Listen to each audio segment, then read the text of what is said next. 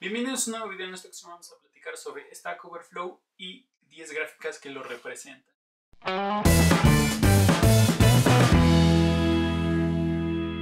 Para quien no conoce Stack Overflow, de hecho si no eres desarrollador seguramente no lo conoces, Stack Overflow es una de las comunidades más grandes de desarrollo en donde prácticamente puedes encontrar cualquier error, cualquier duda y cualquier recomendación en torno a ambientes de desarrollo, programación, algunas otras temáticas como redes, etc. Entonces es la comunidad más grande y seguramente si desarrollas algún tipo de código, no importa en qué lenguaje de programación, en qué ambiente, etcétera, seguramente alguna vez has entrado al portal. Entonces, ¿por qué vamos a hablar el día de hoy de Stack Overflow? Bueno, la idea es mostrarles, cada año realiza una serie de encuestas en donde va perfilando cómo está categorizada o qué clase de usuarios tiene en su comunidad, de tal forma que puede tener una segmentación o puede conocer detalladamente qué tipo de usuarios están accediendo a su plataforma, y es lo que vamos a analizar el día de hoy. Solo como referencia, ustedes pueden encontrar el reporte completo en la página que les estoy colocando, entonces pueden ver todo el detalle. Aquí yo no voy a mostrar todas las gráficas y todos los datos, sino las que creo que son las más importantes y las que nos pueden ayudar a sacar algunas conclusiones bastante interesantes. Entonces vamos a comenzar. Aquí tengo en la computadora las gráficas para que pueda verlas detalladamente, y los lentes porque ya no veo muy bien. Entonces vamos a empezar. La primera gráfica son el top 10 de los tipos de desarrolladores que tiene Stack Overflow, en el que podemos ver que el desarrollador o el perfil de usuario más común en la comunidad de Stack Overflow es un desarrollador de backend. Si aún no saben qué es un desarrollador de backend o no saben qué necesita aprender, aquí ya tengo un video hecho para que puedan conocer las tecnologías que tienen que dominar. De la misma forma, un full stack developer, ese quizá no lo hemos tocado, haré un video más adelante para platicar qué es lo que requiere la gente para ser un desarrollador de full stack. Pero también, por ejemplo, podemos encontrar un desarrollador de front-end, un desarrollador móvil para hacer aplicaciones, un desarrollador de empresa dedicado a hacer sistemas para escritorio. Es interesante saber, por ejemplo, que hay muchísimos estudiantes, sin embargo no es la gran mayoría. Y a partir de abajo pues es desarrolladores o diseñadores, administradores y DevOps, etc. Entonces lo más importante en esta gráfica es entender pues, que la mayoría de la gente está trabajando o tiene un puesto enfocado en la parte de backend, es decir, servidores y lenguajes de programación de servidor. Si nos pasamos a la siguiente gráfica, podemos encontrar el número de años programando de la gente, en donde la mayoría tiene entre 3 y 5 años. También ya tengo un video en donde vamos mostrando qué significa esto de los años de experiencia y cómo deberías estar más o menos catalogado. Entonces, de 3 a 5 años podrías ser un junior o alguien que va empezando en la industria. Sin embargo, de 6 a 8 años ya podría ser un nivel medio y quizá un senior. A partir de los 9 años hacia arriba ya eres un pro, un máster. Generalmente sí es que estás llevando tu nivel o tu carrera profesional enfocada justamente a temas de desarrollo o de programación. El tercero es... En la siguiente gráfica podemos encontrar el nivel educativo de la gente que utiliza Stack Overflow, al menos de la gente que está registrada. Entonces vemos que la mayoría de la gente tiene un grado profesional, es decir, ya sean ingenieros, licenciados en una cierta área, no especifica específicamente que tiene que ser en sistemas computacionales o sus relacionados, pero el siguiente es gente que estudia una maestría. Ya vimos que siempre es más preferible tener un grado de ingeniería a solamente programar por pura pasión, porque eso no te garantiza tener un puesto y una carrera profesional adecuada, pero bueno, tiene sus variantes. Si hablamos de género, podemos ver claramente una tendencia que creo que es bastante obvia, y es que hay más niños o más chavos que programan, que les gusta el desarrollo, a comparación de las niñas o las chicas que se enfocan también en este tipo de áreas. Me gustaría pensar que a lo mejor es porque las mujeres comprenden más la programación y la lógica y por lo tanto no necesitan entrar tanto a la comunidad, pero aún así es bastante pequeño el porcentaje a comparación del de los hombres. Y ahora sí, a partir de aquí vienen las gráficas más interesantes con las que vamos a entender realmente cómo está trabajando la industria del desarrollo en la actualidad. Entonces vamos a comenzar con los lenguajes más utilizados dentro de Stack Overflow. El primer puesto es para JavaScript, el siguiente HTML y CSS. Son los más comunes y yo diría que no es bastante impactante saber este tipo de noticias porque son tecnologías bastante accesibles y bastante fáciles de aprender hoy en día. Algo que me llama la atención es, por ejemplo, Ensamblador todavía está entre el número de lenguajes más usados en la actualidad.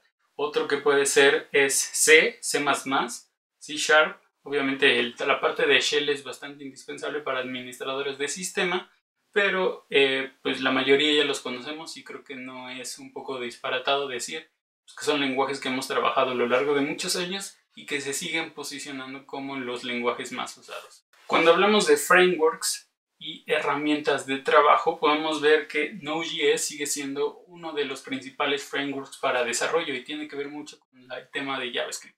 Entonces, después le sigue Angular y React, también ya vimos que si quieres ser un desarrollador front-end necesitas aprender alguno de estos frameworks progresivos. Y tenemos también la parte de, obviamente, .NET, Spring, Django para tema de Visual Studio, o el Spring para Java, Django para Python, Cordova para integrar aplicaciones HTML a los dispositivos móviles, TensorFlow es también una herramienta de Google, Xamarin igual para diversificar aplicaciones y Spark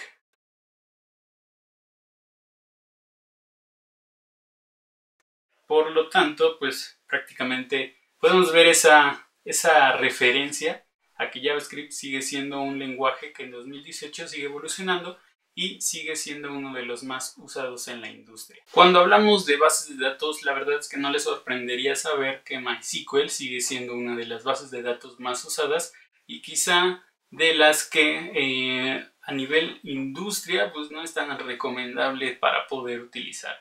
Sobre todo porque MySQL es eficiente, pero hay soluciones mucho más robustas que ayudan a hacer la misma tarea, pero de forma mucho más poderosa. Entonces le siguen bases de datos en SQL, SQL Server de Microsoft, PostgreSQL, MongoDB cuando quieres bases de datos no relacionales, SQLite, Redis, también ya vimos Redis, cómo funciona el tipo de base de datos que también vive con esta capacidad de base de datos en memoria, cuando vive la base de datos en la memoria RAM y no en el disco duro. Y también podemos ver MariaDB, Oracle, y a lo mejor algo sorprendente es ver que ya se empieza a utilizar bastante las bases de datos de Microsoft Azure, específicamente las tablas o la parte de Cosmos DB para hacer bases de datos distribuidas.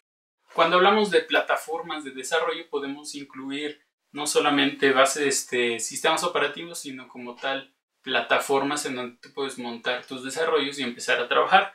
Linux sigue siendo la plataforma de desarrollo mucho más usada a lo largo del mundo y esto es porque muchísimas herramientas open source son bastante fáciles de integrarlas directamente en Linux, a diferencia de que en Windows pues sí puedes hacerlo, pero podría llevarte uno o dos pasos más. De hecho, curiosamente, Windows Desktop o el server está en el segundo lugar y esto es porque a nivel empresarial pues Windows Server también se utiliza muchísimo.